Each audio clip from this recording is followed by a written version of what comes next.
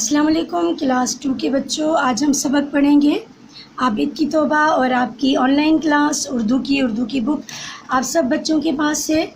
اپنی بک اوپن کیجیے اور آج نیا سبق کھولیے عابد کی توبہ۔ آج ہم اس چیپٹر کی ریڈنگ کر رہے ہیں۔ پیارے بچوں، یاد رکھیے اللہ کے آخری نبی حضرت محمد صلی اللہ علیہ وآلہ وسلم کی کہی ہوئی بات کو حدیث کہا جاتا ہے۔ میں نے جو آپ کی اسلامیات کی کلاس لی ہے اس میں نے آپ کو بتایا ہے تفصیل کے ساتھ کہ حدیث پیارے نبی صلی اللہ علیہ وآلہ وسلم کے قول و عمل کو کہا جاتا ہے۔ عابد بہت اچھا بچہ تھا، بس اس میں ایک بری عادت تھی، وہ یہ کہ اسے دوسروں کو ڈرانے میں بڑا مزہ آتا تھا۔ ہم میں سے بہت سارے بچے سے ہوتے ہیں نا جو دوسروں کو اللہ کا شکر ہے آپ بہت اچھے بچے اور ہمیشہ اچھے بچے رہنا اور اچھے بچے بننے کی کوشش بھی کرتے رہنا، ٹھیک ہے، کہ کسی کو تنگ کر کے مزہ لیتے ہیں، کسی کو ڈرا کر جیسے چھپ جاتے ہیں پیچھے سے آ کے آواز نکالتے ہیں اس طرح سے، یا کوئی پلاسٹک کی ربر کی چھپکلی یا چوہا چھوٹا سا لے کر آتے ہیں اور یوں کر کے آگے پھینک دیتے ہیں اور ایک دم سے جو قریب ہوتا ہے بچہ یا بڑا وہ ایک دم سے چیخ مارتا ہے۔ عابد بہت اچھا بچہ تھا، بس اس میں ایک بری عادت تھی، وہ یہ کہ اسے دوسروں کو ڈرانے میں بڑا مزہ آتا تھا۔ وہ کبھی دروازے یا پردے کے پیچھے چھپ جاتا، جیسے ہی اس کا کوئی بھائی بہن کمرے میں داخل ہوتا وہ ٹھا کی بڑی سی آواز نکالتا، بھائی یا بہن ڈر جاتے اور وہ خوب خوش ہوتا۔ ایک دن وہ اسکول سے گھر آ رہا تھا، راستے میں اسے ایک کھلونوں کی دکان نظر آئی۔ اس نے سوچا کوئی کھلونا خرید لوں۔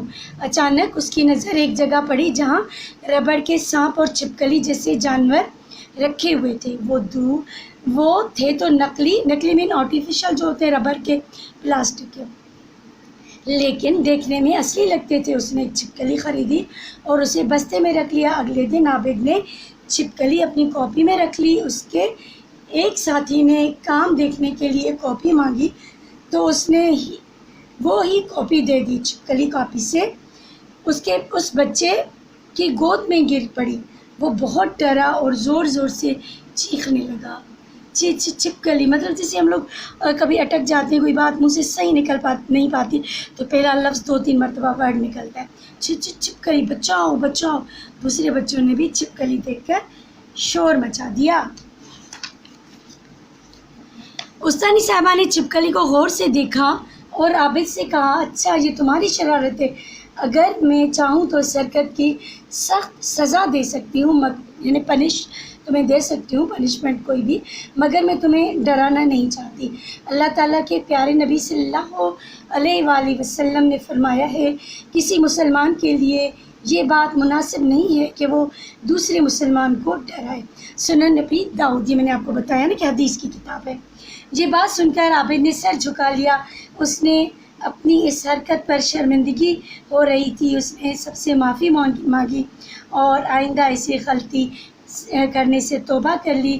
اب اگر آئندہ کوئی دوسرا بچہ کسی کو ڈرانے کی کوشش کرتا ہے تو عابد اسے یہی حدیث سنا کر اس کی اصلاح کرتا ہے، یعنی اس کو سکھاتا ہے، اچھی بات سکھاتا ہے، ٹھیک ہے۔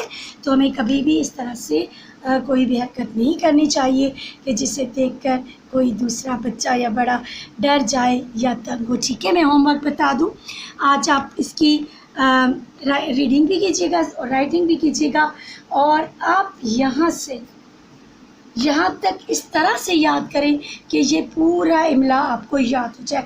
کوئی مشکل نہیں ہے، لکھنے کی کوشش کیجیے گا کہ جیسے خوب کیسے لکھیں گے، خیوا خوب توجہ سے سنیں کہ منہ سے کیسے الفاظ نکل رہا ہے اور ہمیں کس طرح سے لکھنا ہے، ٹھیک ہے۔ یہ آپ املا کے لیے یاد کیجیے گا اور باقی جو ہے آپ رائٹنگ اور ریڈنگ ضرور کریں۔ اللہ حافظ۔